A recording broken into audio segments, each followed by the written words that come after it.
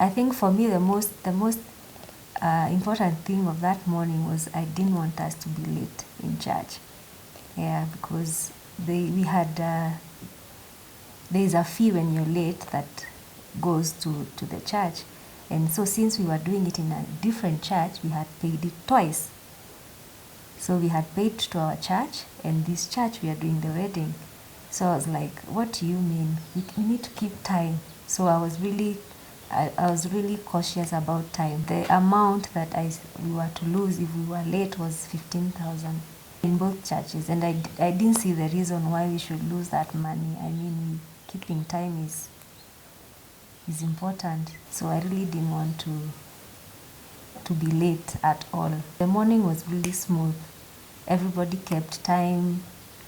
The cars, everybody kept time, and we were actually earlier, 30 minutes earlier.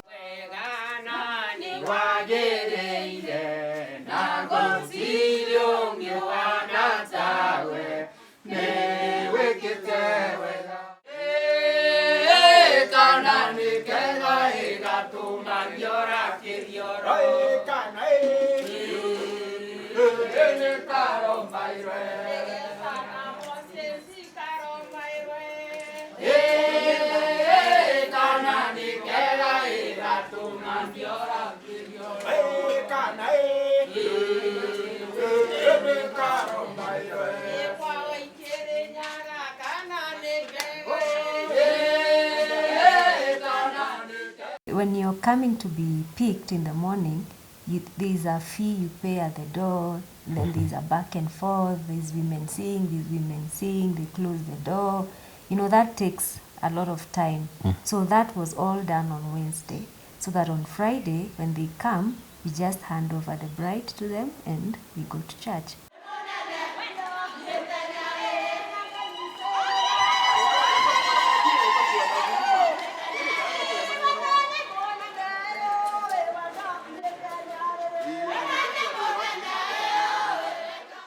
The trip to the church from where I was picked was really beautiful. One of my maids drove me to church in her car. And it was really special to me because most people hire chauffeurs to drive them to church. But for me, her being a good friend of mine and on the lineup and driving me to church, it was such a sentimental thing for her to do for us. I just chose her because she had given herself to do it. And I felt, all I need is to arrive in church. So the way I arrived, really, that was special for me. When I arrived at the church,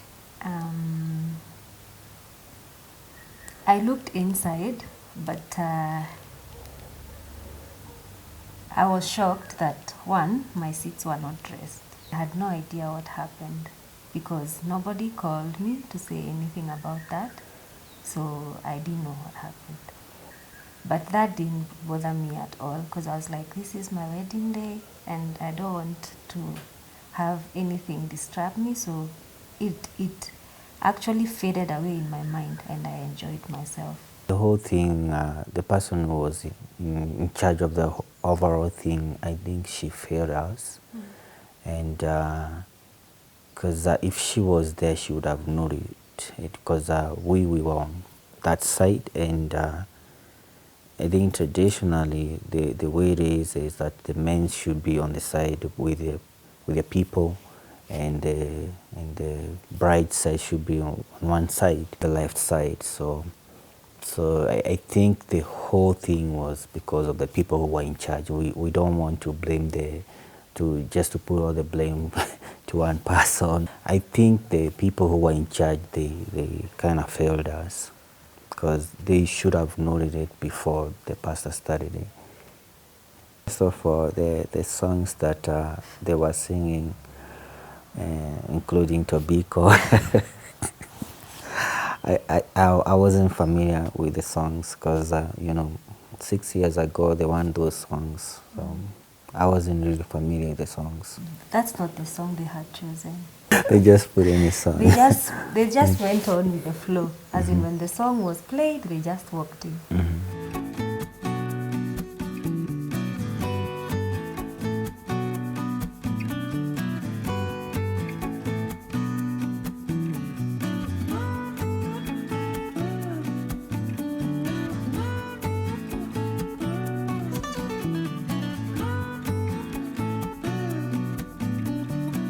I was at the door, the song wasn't playing, and my parents wanted us to just walk in. So I had to tell them, let's just wait for the song so that we can go in with a song at least. So we stood there for quite a while, and it was a very nervous moment. I was like, damn, can these people just play this song? Because you can't walk in silence.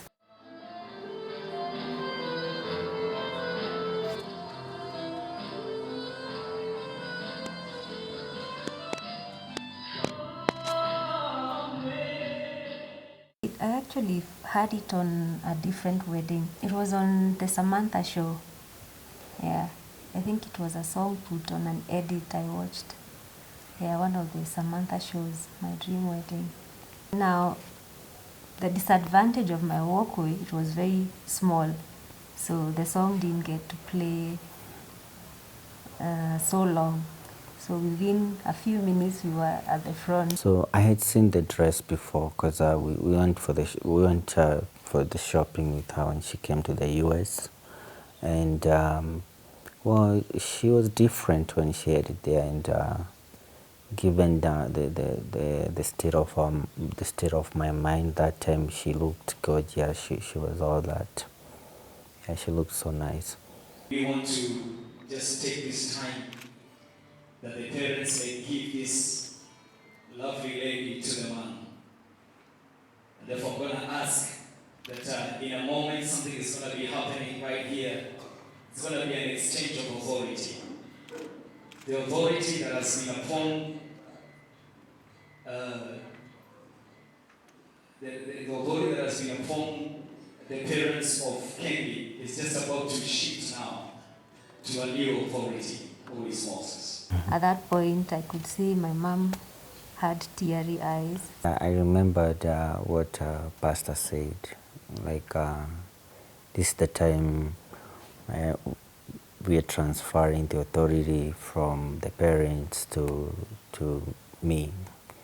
And well, for me, this is something I knew all along, that this is what's going to happen. I think for me, I think it's just the wording, and I was okay, and I know I really knew what this is what I'm getting into, and I was psychologically prepared for it.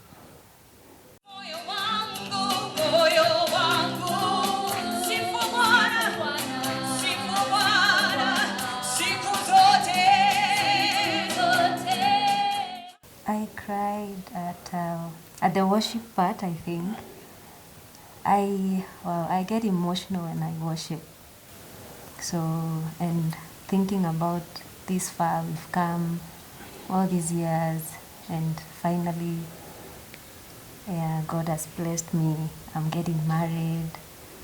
And it was just a mixed reaction of feelings, that I was just feeling really grateful to God for this far He's brought me and him. What I do remember is that Pastor talked about who is a good man, who is a good woman, and he kind of brought all the good qualities of a good man and qualities of a good woman, and what we should do. And he really preached on it was like for me it was like a counseling session. From today, Moses, you will be accountable to Kendi, and Kendi will be accountable to you. But I want to let you know, above your accountability, you're accountable to God. One day you will stand before God, and God, you will have to give an account of the kind of a husband you are. You will give an account of the kind of a wife that you are. You are accountable to God. And so, my question that I've been asking myself, and today I want to bring this to your attention, is this. Everybody wants to marry the best wife. Everybody wants to marry the best husband. The promise of love says that you will care for one another. The promise of love says you will protect one another. The promise of love says you will be honest with each other for the rest of your life. Someone was to preach, and then someone was to officiate. Yeah. It's a thing of duties, allocating. You do this, then I'll do this, because they had all come for the wedding.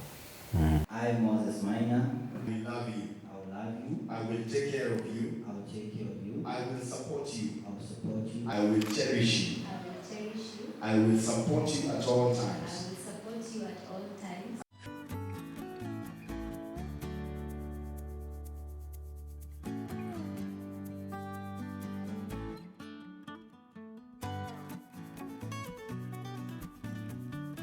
After the exchange of vows, then they bless us or they pray for us. Pray for us, yeah.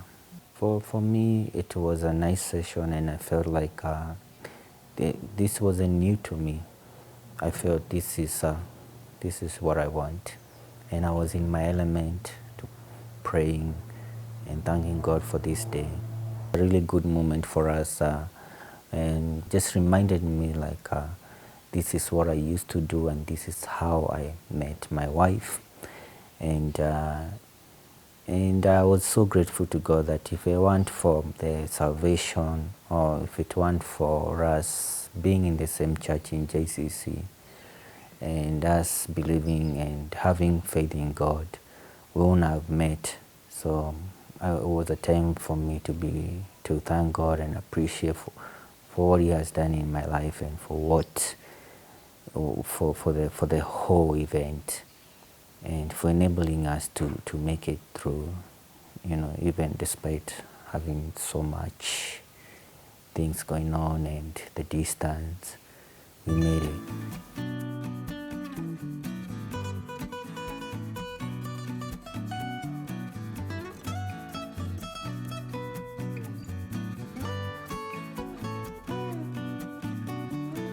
The marriage license for me, it was a formality. Am I prepared to get married? Is this what I want? Is this from God? All those things, I had already covered them. So for me, the signature wasn't like a big deal to me. Yeah, but I signed it. I've been to so many weddings, and when I see people signing, when I sat there, I was like, wow. So now here comes my moment to sign. And it was very special. Like, yeah, now I'm putting it down on paper. Yeah.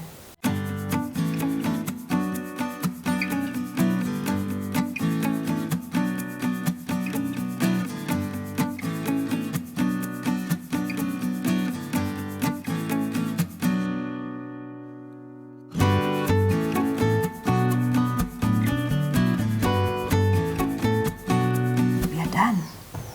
Yeah. We are married. Yeah. Yeah. We started thinking about the future.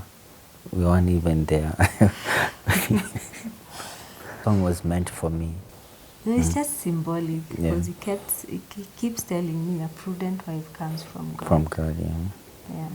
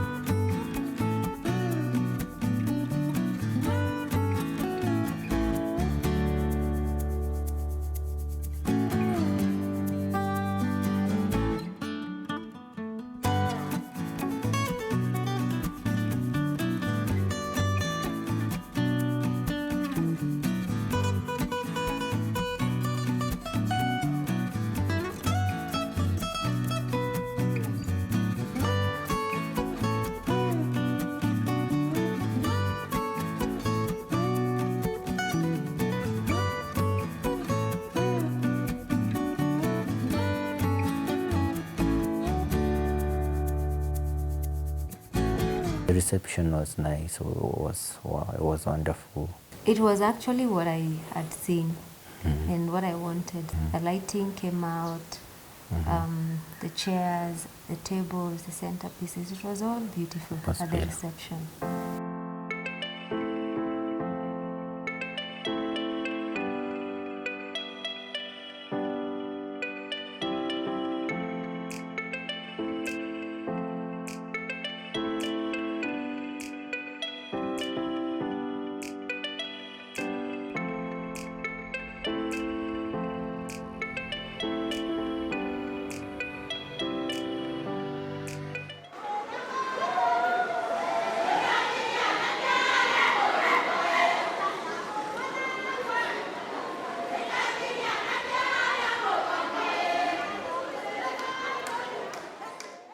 after the photo session, my mom was like, don't come out of the car. It was just a way of just a back and forth thing, like, yeah, don't get out of the car until they do something. I didn't know what that something was, but yeah, we stayed in the car for a while. 10 minutes, yeah.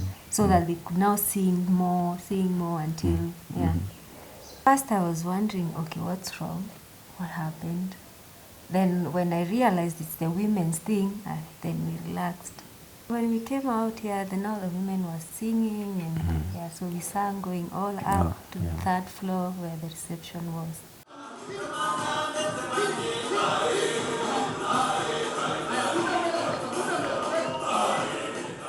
Like compared to how she was dancing, I think I wasn't doing a good job. I was outdoing you. Or Yeah, what? yeah, she was all over, you know, making all the moves, and everybody was applauding her, and nobody was really caring about me. Our young son, our first boy in the family, ni mtoto tumemwona ako na mwelekeo mzuri. Mmeona hata yeye kutoka aende Amerika, alipopata the girlfriend amefanya vizuri to come to his home country. Badala wangefanyia kule, amewaleta hapa to make sure ati vile tulimlea kutoka utotoni wake hajaweza kupoteza any footstep of the family. The gifts were in cash because we had put it in the card, the invitation card. Since we are relocating, we wanted to just have gifts in cash. So we had 2 or 3 gifts, bulk gifts, but there was a book, there was a wall hanging, and yeah, it's a wall hanging which we can carry with us. Yeah. Every other gift was in monetary value.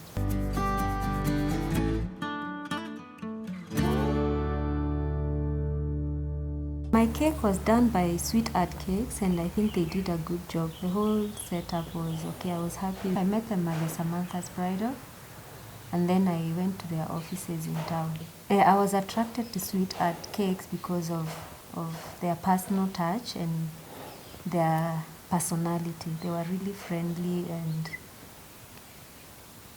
the way they explain it to you, you understand. Yeah, and they do it in a personal way. Yeah.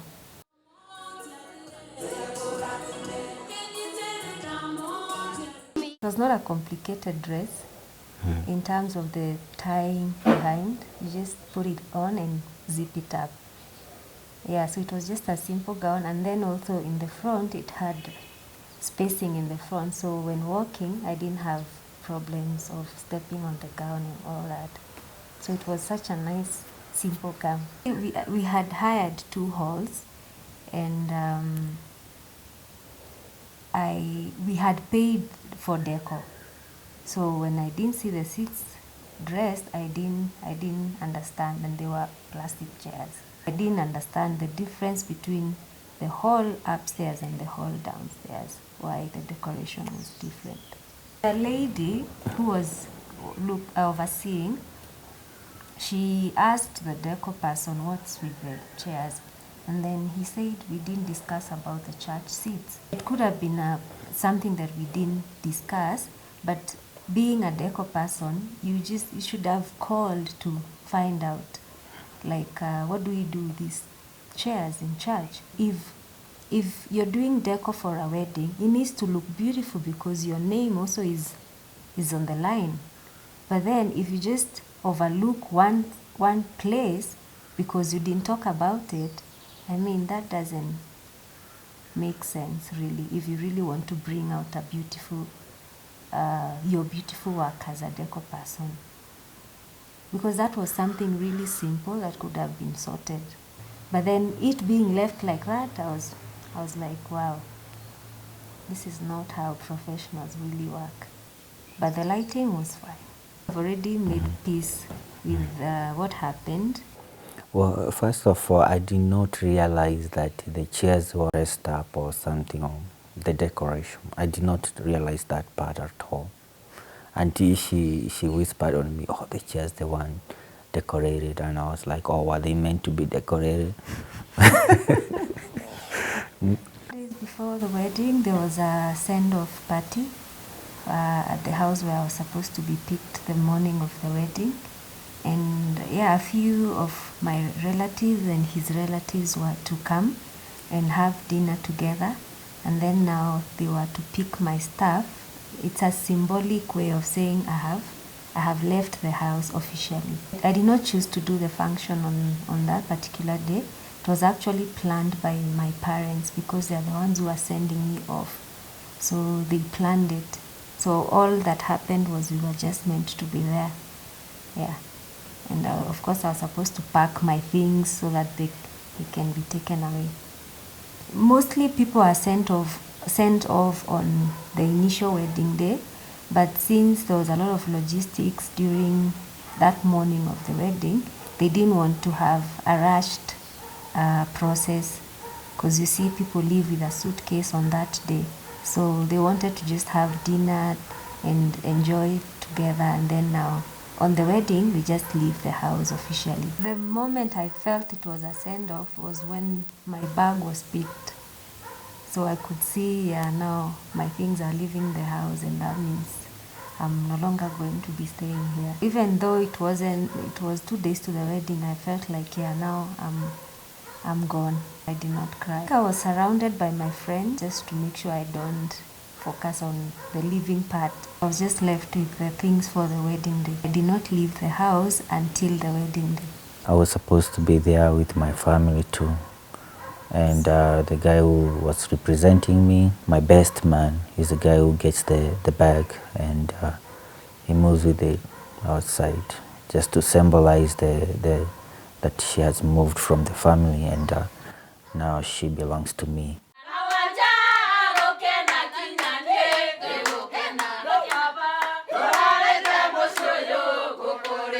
They left with the bag, but I didn't leave. It made me relax, having finished everything by Wednesday. So after that function, I just stayed indoors. I had no pressure at all. It was such a nice time. I will do it again. But this time pay special attention to detail. I think I didn't pay special attention to detail, especially when discussing some of these things. I was so general and very trusting. Like when you say you'll do something, I just take your word, and that was it. The reason why I didn't get a planner is because I had done the wedding planning before, so I had the certification. But then I forgot I'm the bride. So on the day of the wedding, you need someone with your same kind of skill. I actually planned everything, but now on the actual day, you need someone on the ground. Someone who knows exactly what you've been planning from day one. Because if there was someone on the ground that had been with me all this time, then things would have been different, because they would have known exactly what should be happening. Service providers, and we would sit down and agree, and that would be it. But now on the day of the wedding, they are service providers. They need someone to be in charge of them. But that's what was lacking. There are friends of mine who are in charge, but they've not been with me throughout the planning. So they didn't know the details, like the finer details. It's good to trust, but also it's good to have more than trust, especially to your friends or the service providers as well. You need proper support system also from your family. Yeah, I think both our families were really supportive, especially the fact that he was away. Yeah, they were really supportive to the whole planning. We need friends. Like, we cannot operate just by ourselves. We were there to support us, and financially and logistically. If it weren't for them, I don't think we would have made it, but they really did a good job for us. The only thing I think we lacked is someone just to see the overall process in the morning. I think that's the part that we overlooked. But the wedding was really nice. Everybody keeps saying it was a good was a really good wedding. We are planning to go back to the US because that's where I live and I work there, and I study there too. And I'm planning to see my wife with me. I'm not leaving her behind. I'm really feeling anxious, and yeah, I'm just newly married, moving to a new country, and yeah, there's a lot of mixed feelings, anxiety, leaving my parents, my friends. This is where I've grown up, and now I'm leaving to a new country, so I'm just looking forward, but I don't know what to expect.